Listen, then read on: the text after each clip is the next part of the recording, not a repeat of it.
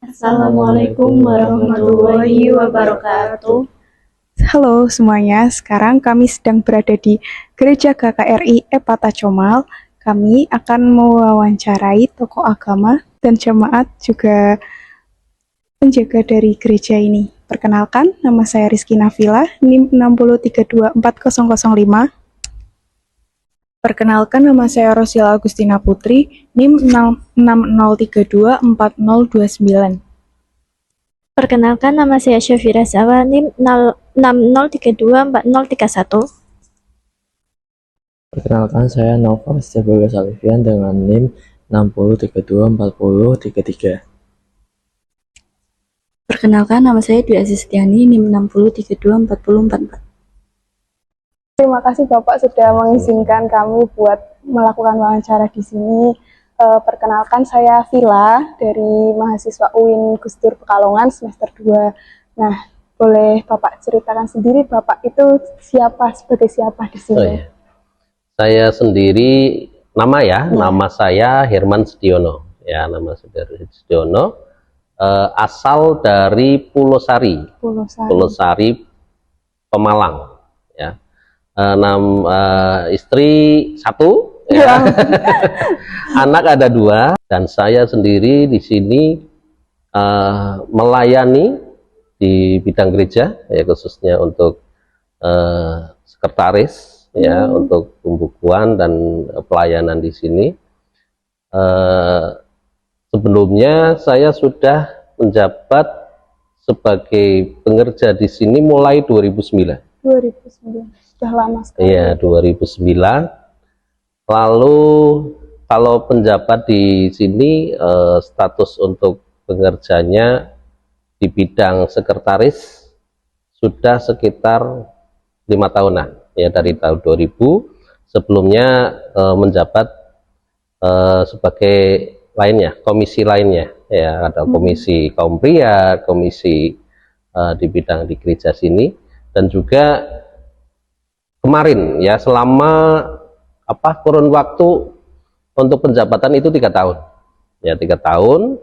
Nah, saya kemarin berarti mulai awal bulan ini baru pentabisan, ya, pengangkatan lagi, ya, dijabatkan lagi sampai tahun 2028. Mungkin itu saja. Ya. Terima kasih. Ini saya izin megang HP ya Pak. Boleh diceritain nggak sih Pak tugas-tugas Bapak di sini sebagai sekretariat ya tadi? Iya, saya sebagai sekretariat dan juga sebagai penjaga di sini. Ya, mengurusi di bidang semuanya, ya, kebersihan, keamanan, juga sound system juga, ya, dan juga untuk sekretaris, ya, tugas sekretaris, ya, dari bidang surat menyurat dan juga humas, ya, bagian luar untuk urusan di pemerintahan, untuk surat-surat pernikahan, baptisan, dan juga pendataan jemaat juga itu yang ditugaskan kepada saya. Ya Pak, tadi kan disinggung soal sejarah gereja ini, saya juga pengen tahu dong.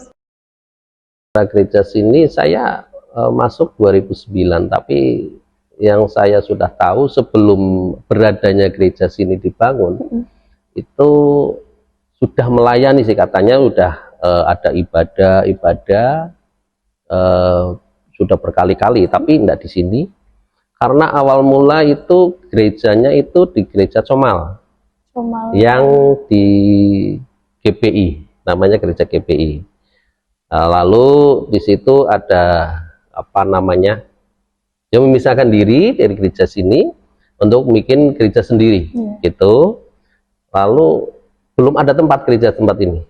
Lalu beribadahnya itu dari rumah ke rumah. Dari rumah ke rumah itu sekitar tahun 2000 itu baru kita menempati gedung sebelah sini, pabrik Dewapo. Sebelum dibangun itu adalah pabrik gula. Pabrik gula, lalu di situ beribadah, buat tempat ibadah. Ada tempat di sini, katanya itu sejarahnya dibeli, lalu dibikinlah gereja. Bimbingan gereja, tidak semudah itu. Kita ibadah tahun awal mula saya di sini 2009 kita masih beribadah tempat ini. 2011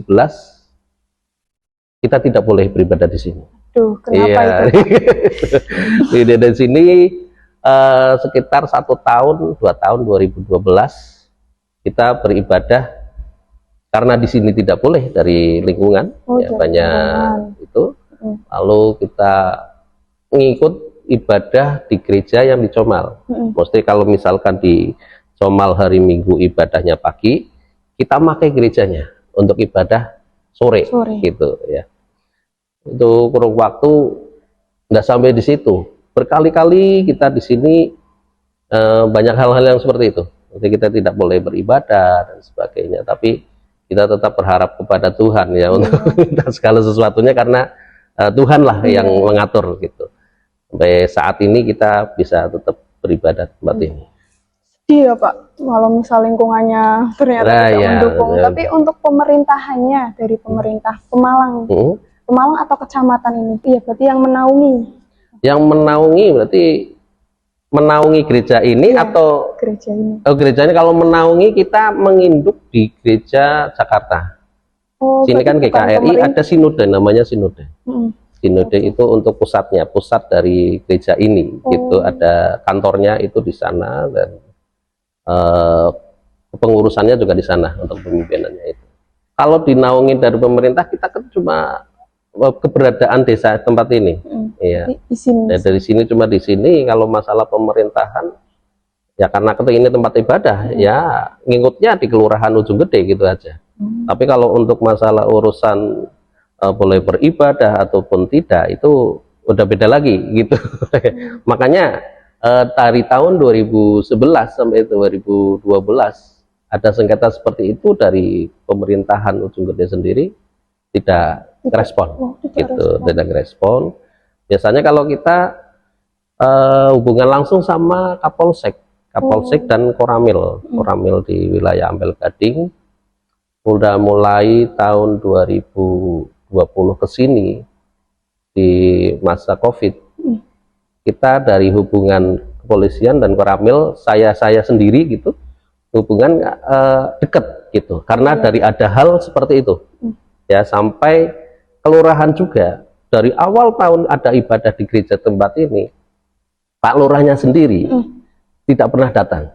Ya, misalkan pas waktu kita undang atau ya tidak pernah undang sih, maksudnya dalam arti kedekatan kita ke pemerintah itu kurang. Nah, selama ada COVID, kita online, lalu hubungan kepolisian, karena kau dari kepolisian itu setiap hari itu harus ngasih kabar, ngasih kabar ke kepolisian dan juga Koramil. Sampai akhirnya kita deket, hubungannya deket, dan juga ada pemilihan kelurahan ya, lurah baru. Dan lurah baru itu sendiri istrinya kenal sama istri saya, gitu. Sampai akhirnya kita deket, kita pas jadi kita sowan ke sana, ke rumahnya Pak Lurah. Sampai pas waktu hari Natalan kita undang dan mereka bersedia hadir. Dan dari situ ada kedekatan, kita lebih dekat ke pemerintahan juga lebih enak gitu. Senang banget ya Pak. Iya, udah bagus. Ya, saya juga alhamdulillah kalau ikut senang. Tapi dulu sempat ada masalah dengan masyarakat lingkungan, tapi kalau sekarang sudah. Iya, udah baik. Iya, lurahnya masih utuh yang istrinya tuh. Iya, masih, karena penjabatan lurah itu kan sekitar kayaknya 8 tahun. Iya, kemarin ya, 8 tahun kan ya, 8 tahun berarti mulai akhir COVID kemarin 2023 kayaknya itu pelantikannya sampai sekarang, berarti udah 2 kali mereka undang ke Natalan hadir. Cuma tahun kemarin 2024 ya, berarti 2002 sama 2003 itu hadir. Tapi pas tahun 2025 kemarin cuma utusannya saja yang hadir. Gitu. Pas ada acara kesibukan mereka. Sebenarnya penduduknya di wilayah Ujung Gede tidak ada masalah. Dari dulu itu tidak ada masalah. Selama saya ada di sini, kalau kita belanja kan juga ke pasar dan juga di daerah Ujung Gede banyak yang kenal juga akhirnya. tidak ada masalah untuk ibadah di sini. Itu kebanyakan itu malahan dari luar Dari luar bagaimana? dari luar wilayah Ujung Gede. Contohnya? Ya, contohnya kayak pendatang dan sebagainya, itu mengerahkan massa gitu. Iya. Paling iya, kalau di wilayah kita baik, sama RT-nya juga Baik. kita baik, kan RT-nya dekat. Awal-awal juga kita ketemukan, kita lapor sebelum kita hadir di sini. Berarti tahun 2023 karena saya pindah di sini kan harus ada surat domisili. Ya domisili, ya, minta ke situ. Tidak ada masalah. Kita cerita-cerita masalah ibadah dan sebagainya, mereka tidak mempermasalahkan masalah itu. Tapi dari hal-hal yang tidak kita duga, ternyata itu bukan dari wilayah sini. Bukan dari wilayah sini. Pendatang. Pendatang dan juga mereka mengerahkan massa gitu. Jadi provokator. Iya, namanya provokator gitu. Nah, kalau misal di lingkungan sini yang di warga-warganya gitu sering ada kegiatan apa gitu, Pak? Kalau bukan di luar gereja gitu. Misalkan contohnya Agustusan ya, karnaval ya. Karnaval ya kita terlibat juga. Karena di sini kan ada PPA. Apa itu? Pusat Pengembangan Anak. Oh iya. Di sini kan ada PPA, dan di PPA itu sendiri kebanyakan dari non Kristen. Oh iya. Iya, mungkin sekitar Kristennya cuma 25%, mungkin ada koordinatornya juga gitu. Maksudnya kebanyakan itu. PPA-nya Pusat Pengembangan Anak itu yayasan. itu berarti yang dikelola dari ada pusatnya di Bandung. Itu dari sponsor dari luar negeri. Nah, ini di sini diperbantukan itu ya bukan hanya di Pemalang, di Comal saja. Itu ada di Widodaren, ada di Pemalang, Cepet gitu, ada masuknya sini. Berarti kalau soal sosial gitu ya tetap itu ya, Pak. Iya, baik. Mereka baik-baik yang di sini juga. Orang-orang itu sering kita komunikasi dan baik. Kadang-kadang kita membantu ya, datang sowan ke rumahnya, ya bercerita ke rumahnya. Malah mereka baik-baik semua. Kalau misal hari raya masing-masing, Pak, sering silaturahmi gitu juga. Nah, kalau kita datang ke mereka misalkan waktu kita lebaran, kadang-kadang tidak pernah sih. Cuma kayak kemarin misalkan, ini saya deketnya sama RT-nya. Ya, RT-nya itu sebenarnya setiap bulan itu ada iuran. Yang dari gereja ada iuran. Mereka RT-nya itu datang sini. Datang sini itu pasti pas bulan 2. Pas bulan 2 adalah pas hari raya Cina. Raja Cina ya, Raja Cina. Saya juga dapat kue ranjang. Nah, kue ranjang. Pak RT-nya itu sudah tahu. Oh, ini ada hari raya Cina ya, tahun baru Cina. Mereka pasti saya tetap menyisihkan itu untuk mereka, kayak gitu, untuk Pak RT-nya itu udah tahu ya. Dan juga kemarin juga saya pesan, Pak RT, saya udah lama di sini, ya udah lama di sini. Kok setiap ada bada aji pengorban. Ya saya cuma bercanda aja. Oh, selama ini saya di sini kok enggak dapat itu gitu kan. Oh ya, nanti saya daftarkan gitu ya, tapi sebenarnya saya enggak minta gitu, cuma basa-basi aja biar tercatat di sana, saya diakui gitu loh gitu. Kalau misal berdasarkan pengalaman tadi, menurut Bapak tuh pentingnya menjaga sikap terbuka dan menghormati keberagaman di lingkungan rumah. Di lingkungan sini ya kita saling membantu, saling menghargai. Misalkan saya sempat menolong orang yang jatuh ya, walaupun itu bukan keluarga saya ataupun seiman dengan saya, tapi saya punya kerinduan untuk membantu gitu. Misalkan contohnya saja, banyak kecelakaan di depan ya, ya sebisa saya untuk membantu gitu, walaupun dia enggak tahu, saya enggak kenal seperti apa. Dan kita juga pas waktu hari Lebaran kemarin, dari tim dari gereja kita memberikan takjil ya, takjil setiap hampir awal bulan, seminggu sekali, 2 kali gitu. Waktu Ramadan. Ya, Ramadan dari minggu kedua sampai minggu terakhir. Dan kita kan mempunyai tim ya, ada tim komsel, ada kaum pria, ada kaum wanita. dan juga youth. Kebanyakan yang dilibatkan itu di youthnya, ya remaja gitu, untuk mereka bersosialisasi. Dampaknya bagus, mereka yang menerima itu juga seneng gitu. Kami juga yang ngasih juga seneng gitu. Gratis ya semua. Tapi ada juga yang nolak juga, ya. Di situ juga ada garment, kita juga menjalankan program kemarin bagi ke karyawan pabrik juga. Waktu Ramadan. Iya, waktu Ramadan itu. Ini dibagi-bagi wilayah, ada yang di Ujung Gede, ada yang di Comal, bagi-bagi. Berarti kalau jemaat gereja ini tuh kebanyakan dari lingkungan sini atau dari jauh-jauh mana? Kebanyakan jauh, karena di sini lingkungannya sawah semua.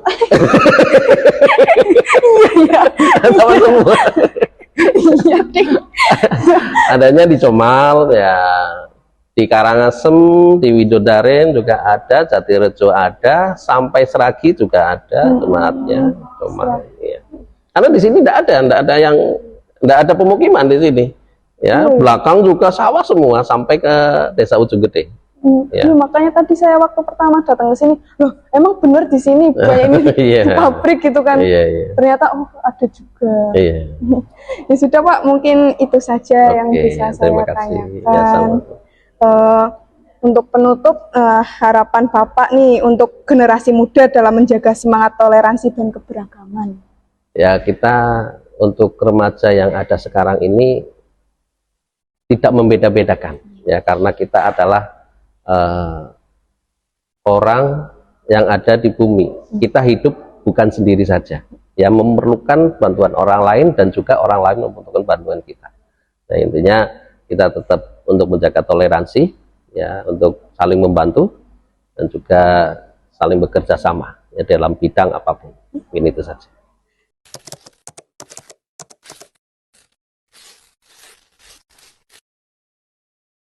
Untuk Bapak sendiri, mohon perkenalkan diri. Ya, nama saya Andri Septiananda.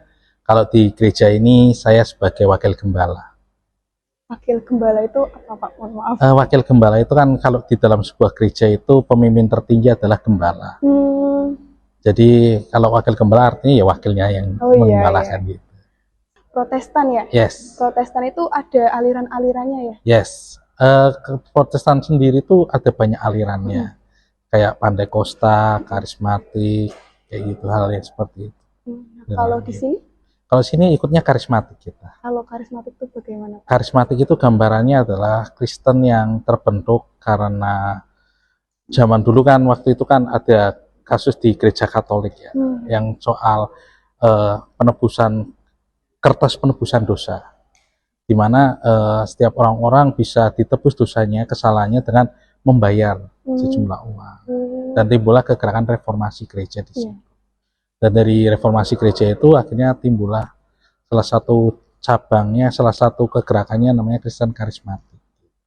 Itu kayaknya yang kemarin pernah viral juga, yang pendetanya asik itu ya Pak? Oh iya, ya itu yang kayak gitu-gitulah. Yang sekarang lagi banyak di TikTok berseliweran ya. Itu saya juga sering nonton soalnya waktu khotbahnya asik gitu.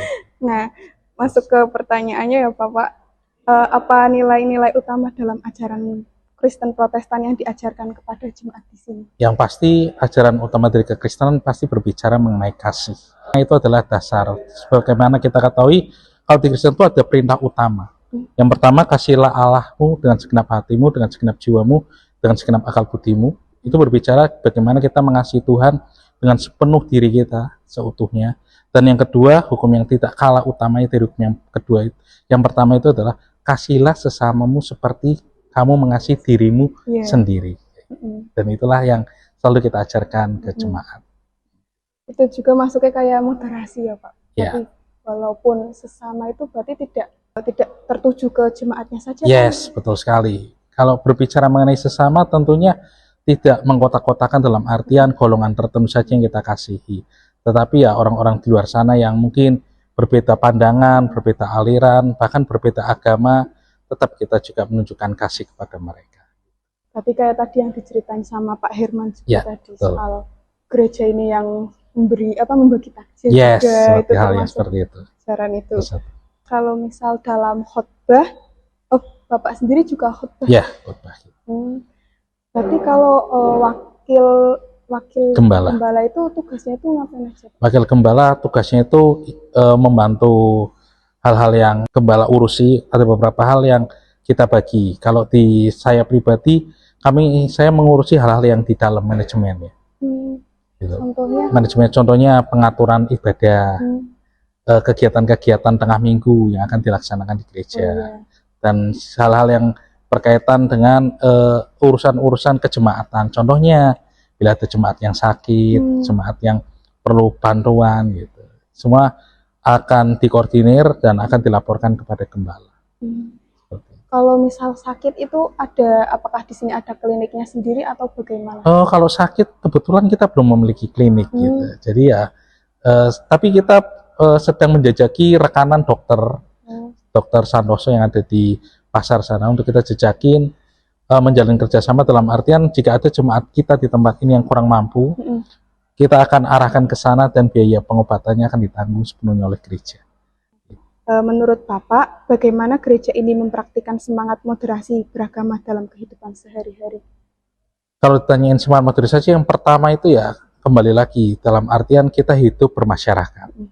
Dalam artian kita nggak bisa inklusivitas, dalam artian kita menutup diri kita dengan orang lain, mungkin karena berpikir bahwa orang lain berbeda dengan kita, maka kita nggak bergaul atau tidak mengasihi mereka. Tetapi satu hal bahwa perbedaan itu adalah sebuah kemajemukan yang emang negara ini kan negara yang unik ya.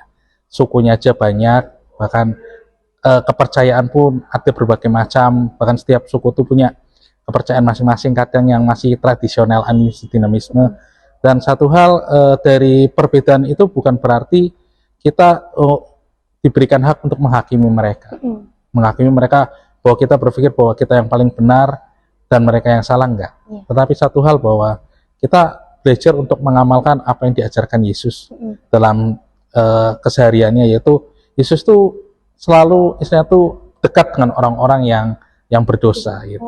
Jadi Yesus tuh justru kalau dilihat dari Alkitab, keseharian Yesus tuh lebih banyak menghabiskan waktu dengan orang-orang berdosa daripada dengan orang-orang yang ahli agama.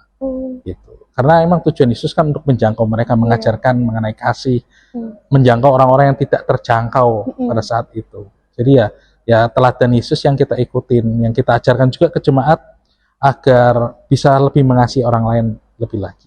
Berarti kalau misal untuk khotbah-khotbahnya sering nggak diajarin, maksudnya dikhotbahkan soal moderasi begitu? Yes, sering kita ajarkan, terutama hal-hal yang mengenai mengampuni gitu. Kan di lingkungan kan kadang kan kita terjadi gesekan dengan orang lain, mungkin kita diomongin orang lain, mungkin ada orang lain nggak suka sama kita.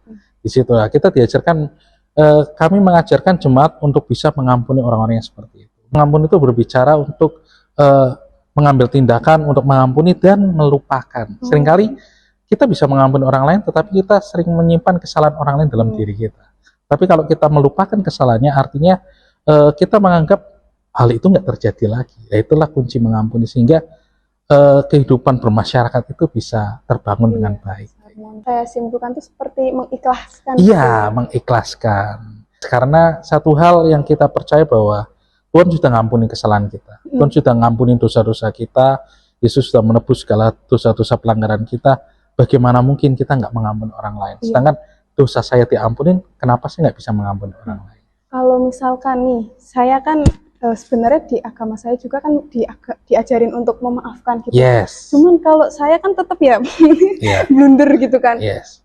Berarti saya jawabnya tuh, biar Tuhan yang membalas. Yes. Nah, kalau menurut Bapak tuh bagaimana itu? Oh, kalau menurut Tuhan, di Alkitab ada. Alkitab tuh menuliskan di Roma itu kayak gini, pembalasan adalah hakku. Emang benar, pembalasan itu memang haknya Tuhan, bukan haknya kita. Tapi satu hal bahwa pembalasan haknya Tuhan bukan berarti kita tidak memberikan pengampunan. Kita selalu diajarkan bahwa apa yang ditabur itu yang akan dituai orang. Betul. Ketika orang menabur sesuatu yang baik, pasti menuai hal yang baik. Dan ketika orang menabur hal buruk dalam hidup kita bermasyarakat, ya pasti hal-hal buruk juga yang akan dituai. Oleh karena itu, istilahnya tuh karma itu akan bekerja tepat pada waktunya. Jadi ya sudah, kita nggak perlu membalas gitu. Yang perlu kita jalan seperti itu. Biarkan Tuhan saja. Iya, Tuhan yang melakukan tugasnya. Apa harapan Anda terhadap peran gereja dalam menjaga kerukunan di tengah masyarakat yang majemuk? Ya, harapan kita tentunya di tengah, kita harus menyadari bahwa gereja adalah minoritas tempat ini. Satu hal kita harus sadar, mau nggak mau kita harus nyadarin bahwa kita adalah minoritas, tapi bukan berarti minoritas itu tidak bisa melakukan sesuatu.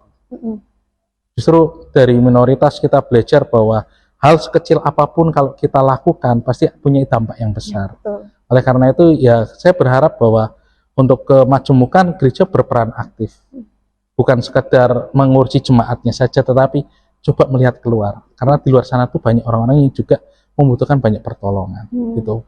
Banyak orang-orang sekarang tuh sibuk membangun gedung gereja dengan fasilitas yang mewah, tetapi lupa melihat keadaan sekitar seperti apa. Jadi diharapkan, kalau saya berbicara apa yang diharapkan, ya yang diharapkan gereja menjangkau. Bukan berarti mengkristenkan, enggak, tetapi gereja lebih banyak untuk menunjukkan kasih gitu, kepada sesama, supaya orang lain juga merasakan kasih itu seperti apa. Seperti itu. Kegiatan di gereja ini tuh apa saja? Oh, kegiatan kita itu yang pasti hari Minggu ada ibadah raya. Ibadah raya ini terbuka untuk umum. Umum itu berbicara mengenai segala kelompok usia. Jadi segala kelompok usia bisa hadir. Di luar ibadah umum kita ada ibadah anak sekolah minggu. Sekolah minggu itu berbicara mengenai anak-anak usia sekolah, usia SD, SD ke bawah, SD kelas 6 ke bawah, itu ibadah sekolah minggu. Dan ada ibadah youth. Youth itu remaja, anak-anak remaja SMP sampai SMA. Dan selain itu kita juga ada ibadah komunitas keluarga muda. Keluarga muda. Jadi keluarga muda itu keluarga yang di bawah usia 50 tahun gitu. Jadi mereka ada komunitasnya, mereka akan ngobrol satu dengan yang lain mengenai problematika keluarga yang dihadapin apa, kesulitan dalam mendidik anak seperti apa, hal-hal yang seperti itu. Jadi dalam komunitas itu saling menguatkan, saling mengasih saran, ini loh yang saya lakukan kalau anak saya seperti ini. Terus ada juga komunitas usia indah. Usia indah itu komunitas kaum lansia di atas 50 tahun. Gitu. Jadi kaum lansia akan berkumpul dalam satu wadah, mereka akan sharing lagi mengenai kehidupan di masa tua seperti apa, struggle-struggle, permasalahan-permasalahan mereka hadapin ketika mereka menginjak umur usia 50 tahun. Dimana kan kalau di Comal ini kan kota kecil. Rata-rata anak-anak mereka itu ketika anak-anak mereka kuliah, lulus mereka nggak kembali lagi ke Comal. Mereka akan berkarir ke luar kota yang lebih besar. Jadi usia indah ini banyak orang-orang yang istilahnya itu kesepian karena ditinggal anaknya. Dari situ saling menguatkan satu dengan yang lain. Selain itu juga kita ada komsel, komunitas sel per wilayah. Jadi jemaat di dalam wilayah tertentu itu mengadakan pertemuan gitu untuk beribadah bareng, sharing gitu, hal yang seperti itu. Komunitas sel. Terus ada lagi PPA yang seperti disinggung Bapak Herman. PPA itu yayasan pusat pengembangan anak, di mana kita membuka pintu gereja tempat ini untuk kita mengembangkan anak. Visi kami cuma satu, mengentaskan kemiskinan. Jadi setiap anak yang datang ke tempat ini, kita nggak memandang agamanya apa, setiap anak tempat ini kita bekali dengan apa? Dengan pendidikan. Kita kasih les-les, gitu. Kegiatan-kegiatan yang membangun, pembentukan karakter, supaya apa? Supaya mereka kelak bisa mengangkat derajat orang tuanya. Gitu. Nah, kalau tenaga pengajar dari PPA itu dari jemaat sini? Ada yang dari jemaat, ada juga yang dari luar, bahkan ada dari guru-guru yang agamanya muslim untuk mengajar tempat ini. Jadi kayak guru-guru tutor bimbel matematika gitu, bahasa Inggris. Kadang kita panggil dari luar, guru tari juga dari luar juga. Itu hari apa aja, Pak? Kita kalau PPA hari Selasa sampai hari Jumat. Mungkin nanti teman-teman ya boleh kalau mau tertarik boleh lihat. Nanti bisa menghubungi Bapak. Ya bisa kalau mau lihat seperti. Tadi saat ada ibadah tengah minggu. Yes, ibadah tengah minggu. Itu bagaimana? Nah, ibadah tengah minggu itu yang tadi seperti yang keluarga muda. Jadi sistem di tempat kita itu hari Minggu ibadah raya, minggu pertama itu akan diisi dengan yang namanya komsel yang tadi, per wilayah tadi. Jadi setiap wilayah, misalnya saya tinggal di daerah Purwoharjo, Balutan, daerah pertokoan, pasar, itu nanti kita kumpul bersama. Tengah minggu kita berdoa bareng, kita sharing-sharing, saling menguatkan. Topiknya berbicara mengenai apa, hal yang dibicarakan mengenai firman di hari Minggu. Jadi hari Minggu kan ada penyampaian firman. Nah, itu akan kita bahas, kita aplikasikan di kehidupan kita. Gimana nih cara kita aplikasikan dari apa yang kita dengar di hari Minggu. Terus yang minggu kedua akan diisi dengan keluarga muda dan usia indah. Gitu. Jadi orang-orang yang keluarga muda akan kumpul sendiri di hari Rabu, usia indah di hari Kamis. Ya sama tadi kegiatan seperti itu. Nanti hari Minggu ketiga akan lagi komsel lagi. Komsel yang seperti tadi di minggu pertama, dan minggu keempat kita akan adanya kegiatan namanya Osaka. Obrolan santai keluarga Epata. Jadi di sana tuh banyak pengajaran-pengajaran yang akan diberikan kepada jemaat. Gitu. Yang terakhir nih Pak, Yes. apa harapan Bapak terhadap generasi muda dalam menjaga semangat toleransi dan keberagaman? Yes, harapan saya untuk generasi muda, yang pastinya generasi muda adalah generasi yang membangkitkan. Karena generasi muda adalah orang-orang yang punya banyak energi, punya banyak waktu untuk bisa melakukan dampak yang luar biasa. Satu hal bahwa generasi muda saat ini nggak bisa kita sekali lagi istilahnya apa namanya, menutup diri dengan lingkungan. Mungkin kita punya dunia sendiri ya, kayak anak-anak itu kan punya dunia sendiri, main game, punya komunitas sendiri, hal itu. Tapi satu hal bahwa hal itu jangan sampai membuat kita lupa tugas kita sebagai generasi muda itu apa. Generasi muda, generasi penggerak, jangan sampai justru generasi muda inilah yang mengacaukan gitu. Karena kalau dilihat sekarang kan kebiasaan tawuran, kebiasaan istilahnya anarkis-anarkis kan dilakukan oleh generasi muda ya, bukan orang-orang tua lagi yang lakuin itu. Dan saya harap sih bisa saling mengasihi, saling membangun satu dengan yang lain agar Indonesia lebih maju lagi sih.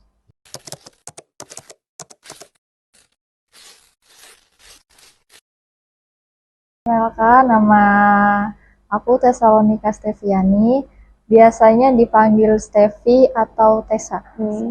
Kebetulan aku biasanya pelayanan bisa main musik atau bisa singer gitu. Oh, berarti kamu juga berperan pelayanan di sini. Kalau kamu sendiri ikut di gereja sebagai jemaat di gereja ini itu dari kapan? Kalau aku dari kecil, dari yang tadi kan Bapak Herman di sini dari 2009. Karena aku anaknya, aku juga 2009 di sini. Tapi masih kecil, sekitar umur 4 atau 5 tahun gitu. Jadi aku mulai bergereja di sini waktu aku umur 4-5 tahun. Nah, berarti kalau waktu umur segitu tuh kamu ngapain aja di gereja ini?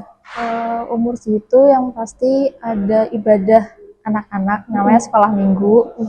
Jadi aku dari kecil juga udah aktif sekolah minggu, karena dari orang tua juga kan diajak gitu. Dan pelayanan juga kayak, jadi di sini ada namanya tamborin. Tamborin tuh kayak waktu ada ibadah kita yang nari gitu. Jadi kayak back dancernya gitu lah. Kalau tamborin itu ada yang ngajarin nggak? Dulu ada. Jadi tamborin tuh kayak turun-temurun gitu. Jadi ada, kita punya kakak tingkatnya gitulah, yang nanti diajarin gerakannya gitu, narinya gimana. Kamu berarti yang youth gitu? Iya, remaja, youth yang remaja, jadi kumpulan remaja gitu. Boleh ceritain nggak sih kalau itu kegiatannya ngapain aja?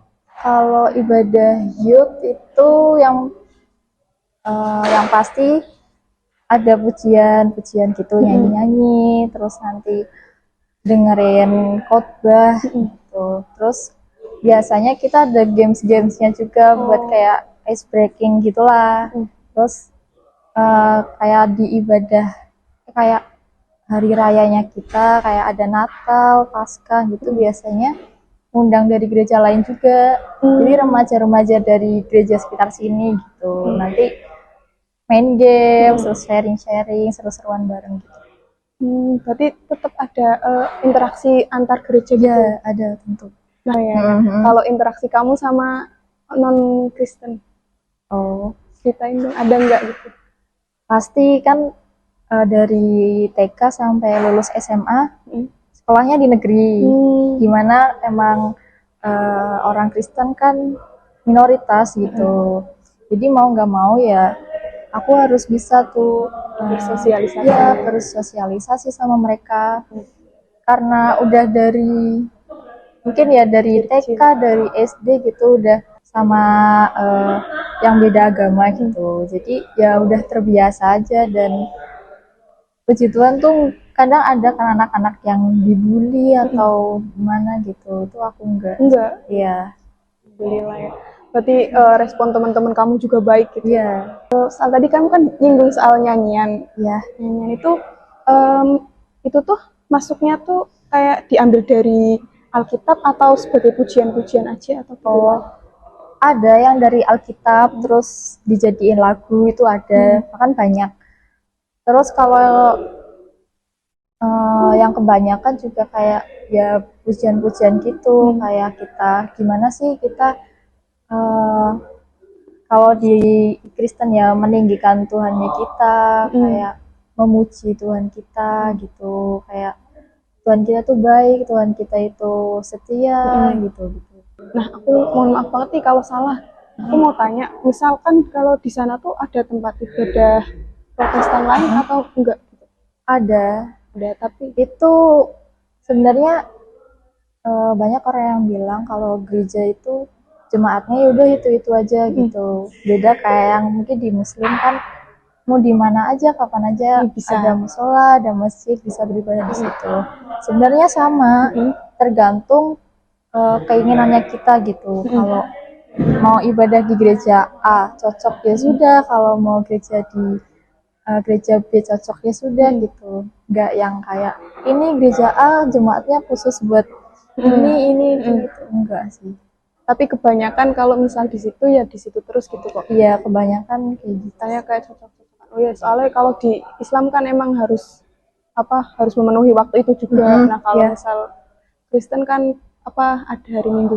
Iya, Minggu mungkin saja. karena tadi kan kayak ada kegiatan-kegiatannya gitu kan. Jadi kalau yang gereja sini ada kegiatan kayak gitu, terus kayak sharing-sharing satu sama lain. Jadi emang ya udah cocoknya sama orang yang sama teman-teman yang di sini Iya. gitu ya.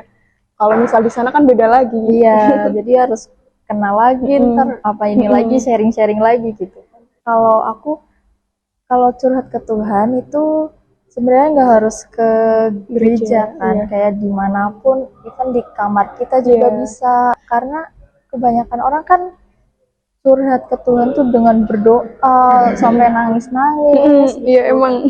Sebenarnya enggak, kalau mau curhat ke Tuhan ya udah dimanapun di kapanpun kita bisa kayak temen aja ngobrol gitu. Bener. Sama berarti. Cara beribadahnya sama apa enggak di sini? Yang tadi kayak denger kan alirannya kan kadang beda-beda gitu. Ada yang gereja tuh khusus Jawa, ada yang gereja khusus orang Batak, ada yang gitu. Jadi ya yang tadi kayak cocok-cocokan aja gitu. Tapi ya tujuannya tetap itu beribadah. Beribadah sama Tuhan. Terima kasih banyak Stevi Iya, sama-sama. atas waktunya dan jasa kamu yang sangat Iya. berharga buat tugas Sama-sama. puas kita. Selamat malam Stevi.